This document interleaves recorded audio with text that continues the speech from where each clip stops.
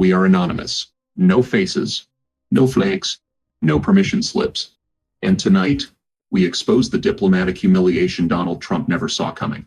While Trump boasted about negotiations and possible meetings, Iran's leadership delivered a blunt answer that sent shockwaves through Washington. Absolutely not.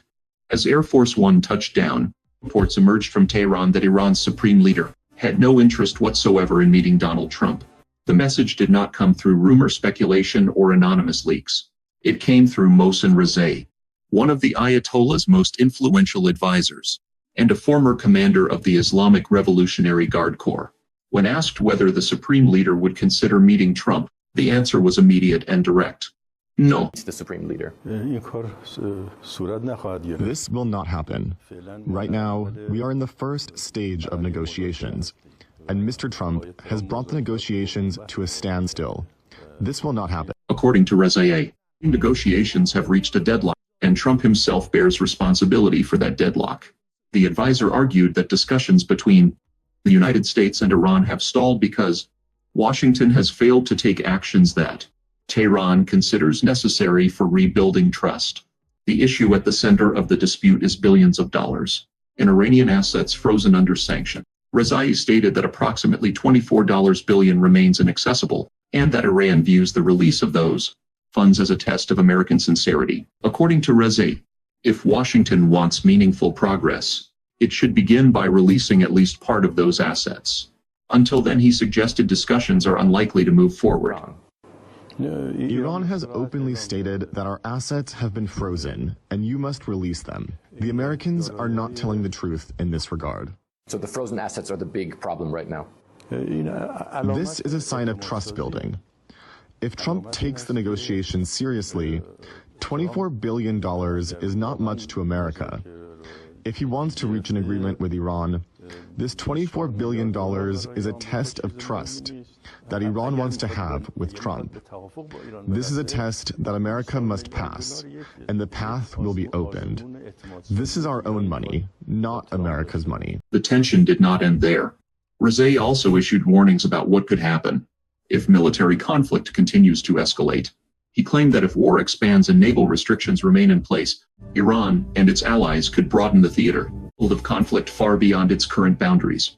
The warnings included references to strategic waterways that are critical to global trade and energy transportation. Be catastrophic for Iran as well, though, if it was a big bombing campaign. If the war continues and the naval blockade is not lifted, we will drag the war to the Indian Ocean, the Bab el-Mandeb Strait, the Red Sea, and the Mediterranean, and we will give another dimension to the war by attacking these other American bases that we have been attacking so far. America will definitely suffer much more losses. America's losses will be very heavy. Rezai also delivered another message aimed directly at Trump. He argued that the American president should make decisions independently, rather than through the lens of Israeli political interests. He called for the release of frozen Iranian assets. He called for the removal of economic restrictions. And he suggested that a different future between Iran and the United States remains possible if those steps are taken. Then came another development that should have raised eyebrows throughout Washington.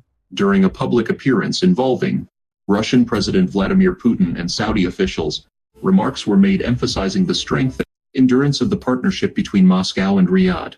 The symbolism was impossible to miss. For decades, American leaders have viewed Saudi Arabia as one of Washington's most important strategic partners in the Middle East.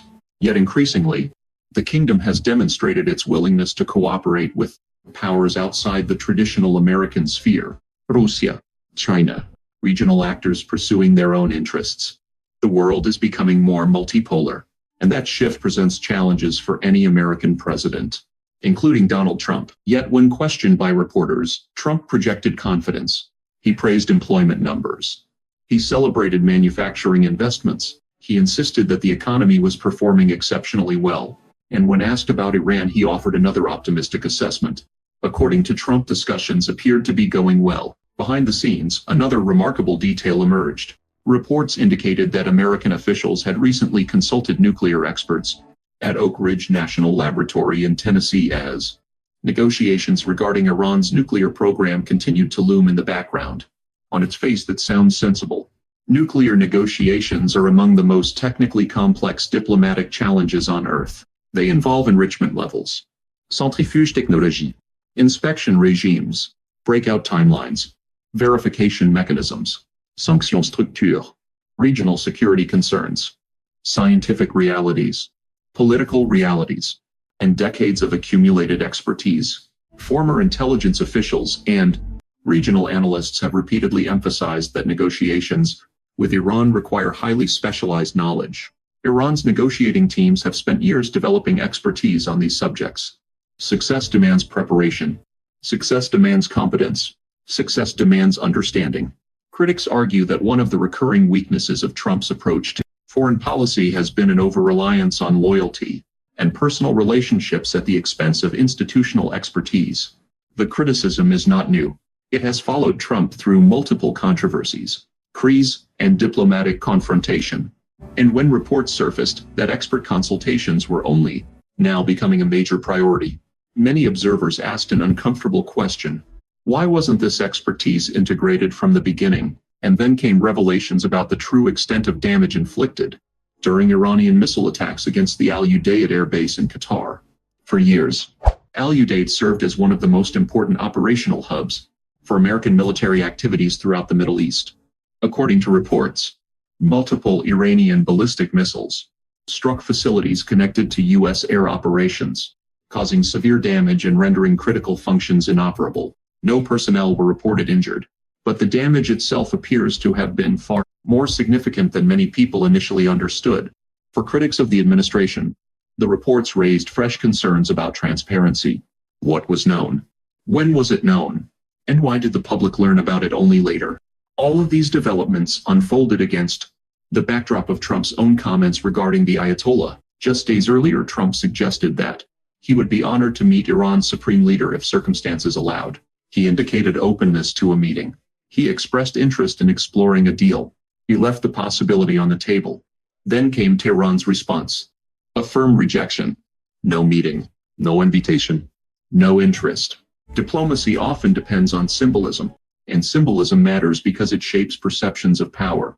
For a leader who prides himself on personal diplomacy, the rejection carried undeniable political weight. It exposed a reality that many strongman politicians eventually confront. Not every rival wants the photo opportunity. Not every adversary seeks the handshake. Not every negotiation revolves around personal branding. Sometimes geopolitical conflicts are larger than the personalities involved. Sometimes the cameras cannot solve the problem. Sometimes slogans cannot solve the problem. Sometimes reality refuses to cooperate. And that may be the most important lesson of all. Donald Trump has spent years promising simple solutions to extraordinarily complicated problems. Trade wars would be easy. Peace deals would be easy. International negotiations would be easy. Foreign leaders would be easy. Yet the world remains stubbornly complex. Nuclear diplomacy is complex. Middle Eastern politics are complex. Global energy markets are complex. Military strategy is complex. And when leaders underestimate that complexity, consequences follow. We are watching those consequences unfold in real time.